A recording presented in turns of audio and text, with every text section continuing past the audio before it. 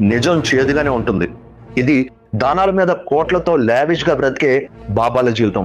మరిది మట్టిలో చెమట కలిపి దేశానికి అన్నం పెడుతున్న రైతు జీవితం. ఇది ఎన్నికల ముందు ప్రామిసెస్ తో స్టేజ్ మీద ఫైర్ స్పీచ్లు ఇచ్చే పొలిటీషియన్స్ తాలూకా లైఫ్ స్టైల్. మరిది ట్యాక్సులు కడుతూ బిల్లులు కడుతూ సైలెంట్ గా సర్వైవ్ అవుతున్న మిడిల్ క్లాస్ జీవితం. ఇది ఐపీఎల్ మ్యాచ్ కి కోట్లలో సంపాదిస్తున్న క్రికెట్ స్టార్స్ తాలూకు ప్రపంచం. మరి ఇది టీవీ ముందు కూర్చొని ఒక 4 ఒక 6 తో తమ ఫెయిల్యూర్స్ ని మర్చిపోవడానికి ట్రై చేస్తున్న అన్ఎంప్లాయిడ్ యూత్ తాలూకా రియాలిటీ.